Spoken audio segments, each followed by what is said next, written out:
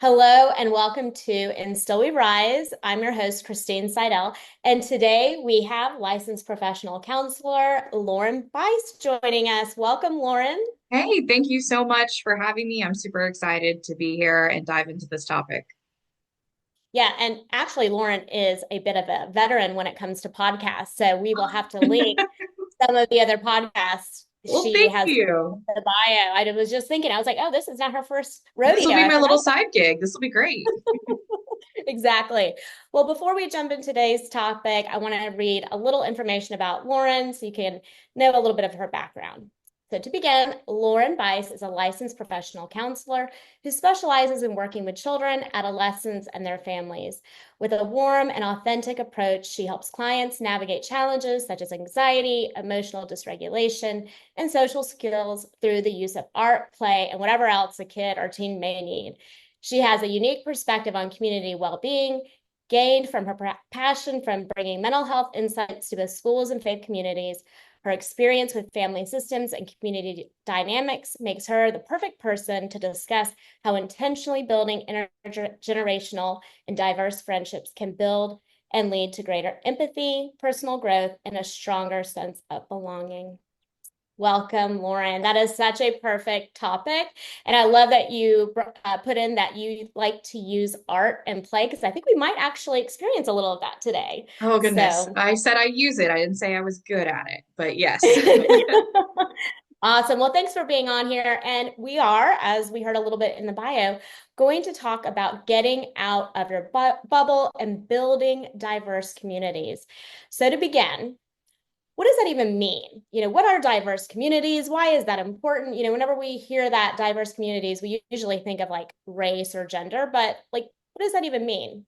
Yeah, absolutely. And of course, race and gender can certainly be an aspect of diversity, and it's a very important one. But there's a lot of other aspects of diversity that might not be the first thing that comes to your mind. So we're talking about differences in age. That's why I mentioned the intergenerational friendships. It might be socioeconomic status. It could be religious views. It could be differences in abilities and disabilities. Lots of different things are included in the word diversity. So just to be clear, obviously, diversity when it comes to race, ethnicity, very important. That's definitely an aspect of this, but don't think that that's the only thing that this topic is relevant to. Very true. Absolutely. So when we look at diverse communities, when we look at our own communities that are existing within our lives, why is making it and building it to be wider and more inclusive of those that are different from us so important? Yeah, absolutely. So it really is human nature to stick with what you know, who you know, and to be in a homogenous group of people that look like you, sound like you, all of these things. And again, while that is maybe natural, it is not always the best for our mental health, for our cognitive flexibility, for our outlooks on life. So, what studies have found is that when you really restrict your bubble, right, you stay around your group of people, it kind of develops something called an echo chamber. So that is when your biases, your beliefs are constantly being validated, reinforced. You don't have to face challenges, opposing views, differences, the unknown, and it's just like, cool, I'm going to stay in my little bubble. And so then when things are outside of what you believe, outside of your normal, or just are different and unknown, that creates a big sense of anxiety, fear, defensiveness. And so getting out of your bubble, having more experiences that challenge you and stress you, and learning to roll with those, it creates cognitive flexibility. So that's your ability to go through new events, take on new challenges without the huge spike of anxiety or defensiveness where we shut down. And I think we can see that in our culture, how like even just a difference in belief or the big no-no topics like politics, Yep. when we're confronted with somebody who believes or has different perspectives from us, there's this automatic sense of like defense or like anxiety around that. So what you're saying is as we expose ourselves and immerse ourselves into that diversity of everything that makes us different and unique, we're stretching ourselves to not have that automatic response in those moments. Exactly. It really, I think, comes down to, we're not trying to create you have to now change all that you believe. You have to move away from what you were taught. That's not necessarily what this is about. This is about recognizing that it doesn't have to be an us versus them. It doesn't have to be you versus other people, right? It can be coexisting, it can be collaborating, it can be a lot of things that are more peaceful without you necessarily. Again, we're not sitting here saying, hey, change everything you've ever believed, but you can have what you believe and not be biased against other groups of people. You can have what you believe and still respect and have empathy for these other groups. That's a great point. Now, I know you specifically really like to champion intergenerational diversity within, relationships and friendships. So tell me, what's the benefit of intergenerational? Yes, absolutely. So this is a personal thing of mine. Back when I moved to a new city for grad school, for counseling school, I was like, well, who do I know in this city? Who can I maybe live with? Because I didn't want to have to try to work a full-time job and go to school full time. So I ended up meeting this lady named Glenda. I got her permission to talk about our story. She is really truly like the nearest and dearest person to my heart. So what started out is like, oh, I'll just be here for like a year, maybe two, turned into five because our relation, I know I lived with her until I got married, but that is because our relationship became just foundational for me and for her. So we went through COVID together, which I don't know Wow, yeah. how, yeah, I don't know how either one of us really would have survived without the other person. That was very big for us. And people all the time when I tell them, yeah, I live with this, now she's 80 now, this 80-year-old friend of mine, they're like, oh, you must be so good for her. You must help so much. And I would be like, well, yeah, I do. But no one really understands the impact that she has been able to have on me and the things that I have gotten from her. And so it is not a one-way street. And so, yeah, I champion intergenerational friendships and encouraging young people and older people to come together in new ways and coexist and learn from one another because it is very good just mental health wise all the way around across generations. I think that's such a cultural thing that needs to be Yes. reexamined is that once we reach a certain age, we really don't have anything to offer the community. And we treat our older community as if like they need to be cared for. So can you give me some examples of like what did you gain in that relationship? What did you grow and learn from Miss Glenda? Besides lots of baking tips and lots of gardening tips, I tell Well, people I took on, maybe I need to hang out with her for a you little know while because I'm struggling in that area. well, I got a bunch of old lady hobbies, which was honestly wonderful. I know way Yeah. more about birds than I ever thought I would, but I love it. And I guess big picture, some things that I got from her was a lot of perspective.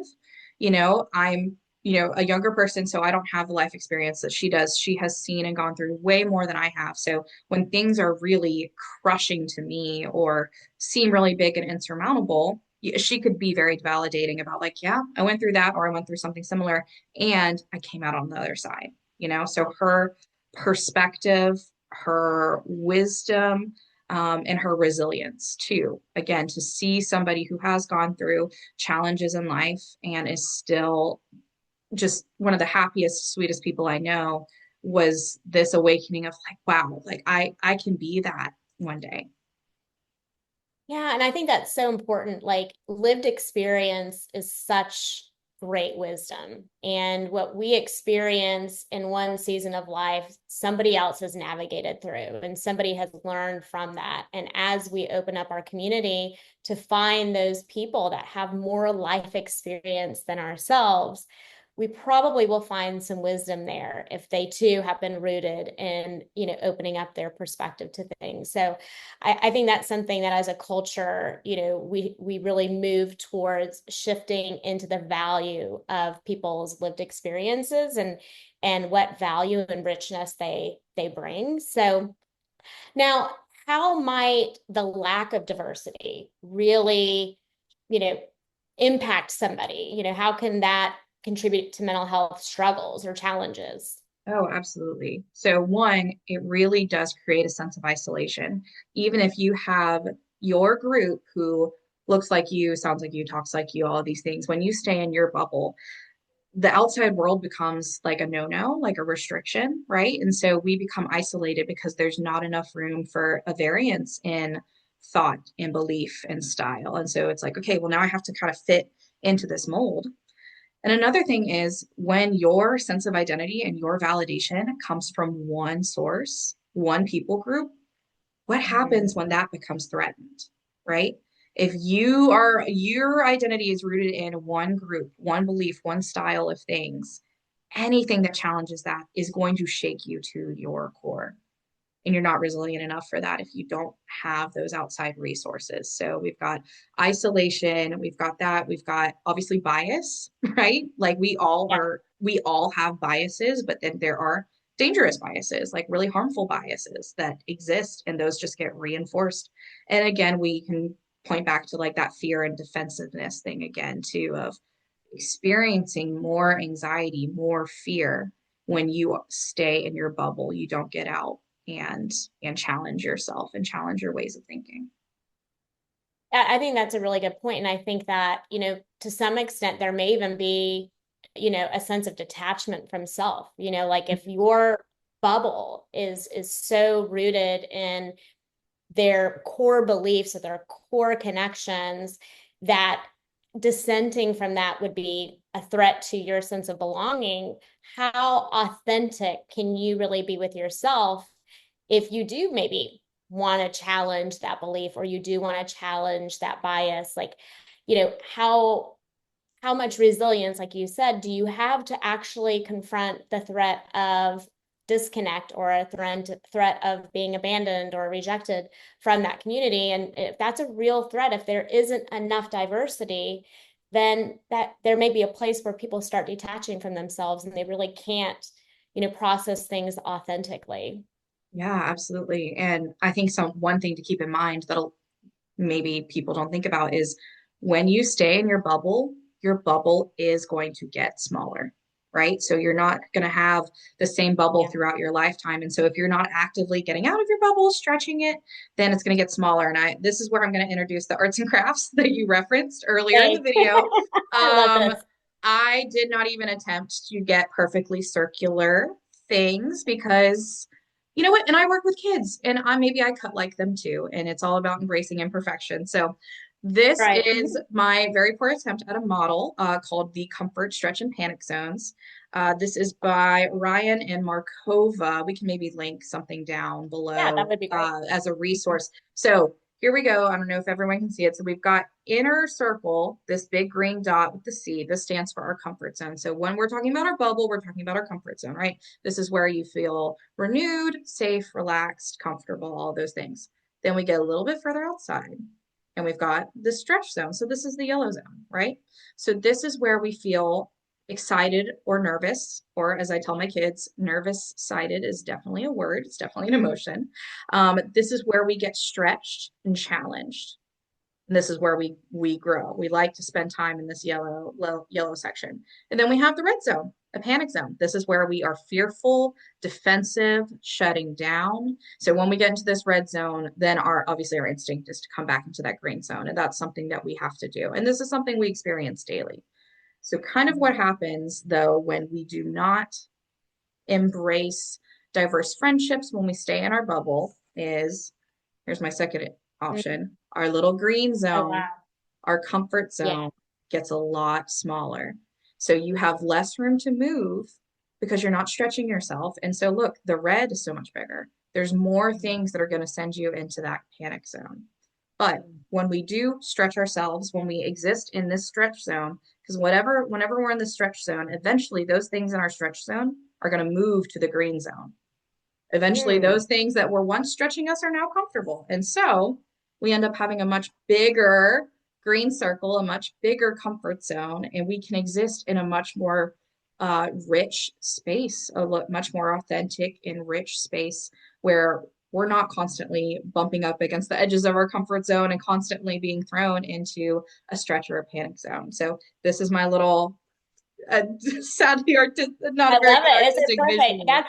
Yeah, that's a great visual. And I think that like especially working with kids, we regularly tell children, we tell their parents, like allow your children to be uncomfortable, allow your children to sit in the discomfort and the difficulty of something that is new and different and challenging. And we have to Yeah. remember we need to do that too. Like that is still something that we need to experience as adults. And community is definitely something that it feels difficult to step into new spaces because of that sometimes fear of being perceived or fear of lack of similarities, which really ends up kind of becoming a self thing.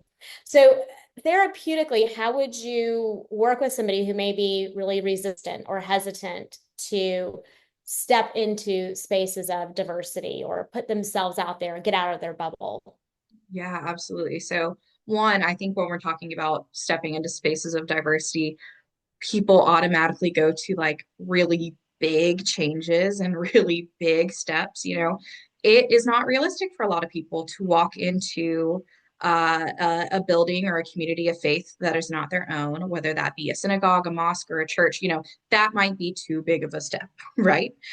So Right. we're talking about very small steps. And the easiest thing I would say to start with is, okay, what do you enjoy doing? What activities or interests do you have that you could go out into just the world and find community? So it's kind of like your interests, your passions are what you start with. And then naturally, people are just the byproduct. There are diverse people that are interested in an adult kickball league or Yeah. Pokemon conventions or a knitting club at the library, which I'm tempted to go to try now because my library Same. has one. So there are a lot of little pockets when you look for them of activity based things that you can go do that again just kind of naturally that diversity is going to find you because this world is full of incredible and different people and that's something beautiful. So just find what you like to do and then go and do that somewhere different than what you've been doing it before.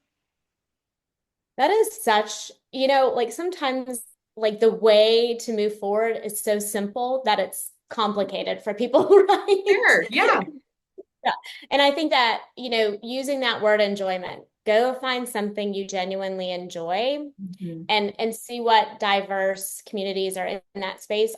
Our nervous system actually becomes more regulated and open when we are doing things we enjoy. So our receptivity to the things that may in the past have made us anxious in that moment, in that enjoyment, our nervous system is already more regulated than it would be if we were like, okay, I'm putting myself out of my bubble into this diverse community. Enjoyment grounds us, so I think that's such a great piece of support is just start with something that you genuinely enjoy and see what opportunities of diversity are in that space. It's like an anchor of grounded support for you. Absolutely. And there's also this idea of like when you find something that you're passionate about, you're feeling like you're contributing to something that's greater than you. You find a sense of purpose. So volunteer work, in whatever capacity that you can do it is also really important because when the collective comes together and has a shared sense of purpose, that is where community thrives. That is where you, as your individual self, feel important because you're not looking at an achievement. You're not looking at just like what your resume says. It is that people depend on you or you are important to that community. And that's where a lot of these relationships really come together and thrive. And I think that's a great point. You are part of the community, and the community is part of you. It Ooh, now that's a good way becomes, of saying it.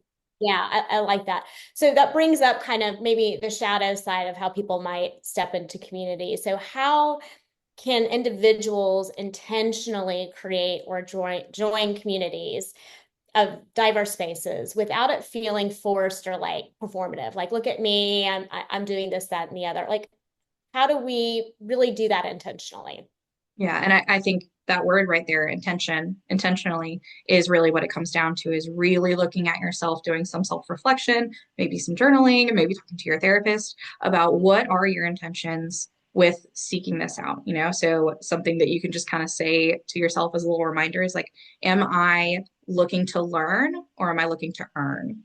Okay, so Mm, are you coming into this space with open eyes, open heart, looking to learn something from a different group of people or just, you know, have a different experience than your everyday life?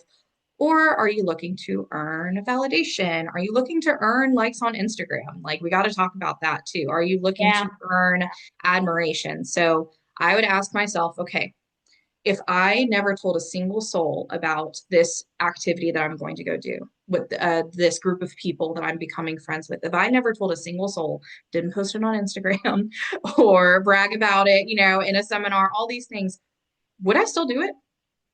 Would I still feel like I am being fulfilled and getting and having a sense of purpose in it? Or am I really looking for that external validation? Yeah. Yeah, really holding space for that self-reflection and that self-awareness is so key as you go into spaces. And sometimes we're not really conscious that that might be something that's being projected in us stepping into communities, you know, and so we can stop and be like, wait a minute, I have been posting this a lot on the social media. So like, is this really coming from an intentional place or have I let something supersede that? So I think that's a great point. Learn versus earn. I love Mhm. it. Is there anything else you feel like is important to kind of share with our listeners and our viewers about building that community, getting out of your bubble? I think that it is, if something I could just like proclaim to the world, is when you have diverse friendships, diverse relationships, you suddenly have access to a wealth of knowledge and resources that you can't get when you're only in your bubble.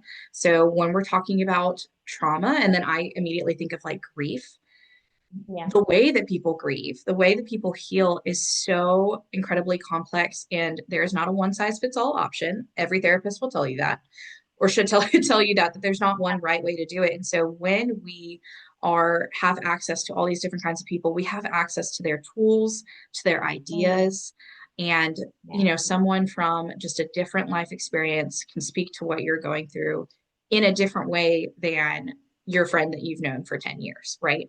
And we need that as humans, I think, to know, okay, what fits authentically with me, not just because it's what I'm used to, but because there's something about it that speaks to us. And I think that it just brings like this human collective experience together in a really beautiful way. Oh my gosh, what a great point. And I think sometimes when we have communities that are too bubble-like and we may experience something that they haven't experienced and it makes them uncomfortable, having more diverse community gives us permission to have that experience unjudged and in a safer place. And I think that point about grief is so relevant that sometimes, you know, when our bubble is too small, they're really uncomfortable in that grief, but other cultures and other, you know, communities understand that level of grief maybe because they have different experiences or different cultural practices around it. So I think that's such a good point of having wider community gives us permission to have a human experience, even if it's different than Mhm. our little bubble, you know? Yeah, exactly. So well, I love this conversation. I think it's so relevant to kind of where we are in our world and how easy it is to find people that you can just easily go to and build this bubble around because there's such, you know, polarizing things that go on in politics and beliefs and all the things. And really one of our greatest gifts is the ability to hold space and keep perspective around different types of communities, and it helps us be mentally flexible. It helps grow our comfort zone, and ultimately that's what supports us in our most significant mental health, you know, experiences through this. So It sure anything else you'd is. like to share about yours? You know, I would just tell people get into your stretch zone, go grow. Don't just stay in your bubble, get out of your bubble, even if it's just one tiny thing that you can do this week. Where can you get into that yellow zone, that stretch zone that we talked about? And then see kind of where it goes from there. So go do something that you enjoy, go meet new people, go look at faith communities. You know, there faith communities really is a place where just naturally people of say different ages. We're talking about that intergenerational thing. Faith communities, community centers, Mm. libraries, things that are community based really are a good starting point. And go get you a Glenda Or if you're a Glenda, No, go get you a I Lauren. need Uh, one. I think everyone needs a Glenda Yeah. in their life. I really, truly do. And again, if you are a Glenda and you're listening to this, go find you a Lauren, a younger person, a Christine, Yes. to share that wisdom with, and just seek out that connection.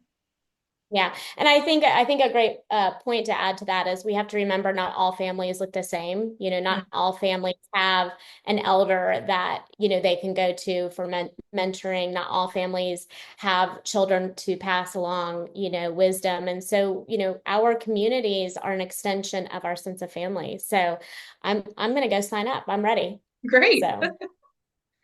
Thank you, Lauren, so much for joining the podcast today. And I have to say to all of our listeners and viewers, Lauren is awesome. She is such a great therapist. And as you can see, she's so eloquent and articulate in how she shares her own wisdom. So if you would like to work with her, if you would like to invite her to some speaking engagements, we will add a link to the website at the bottom of her bio.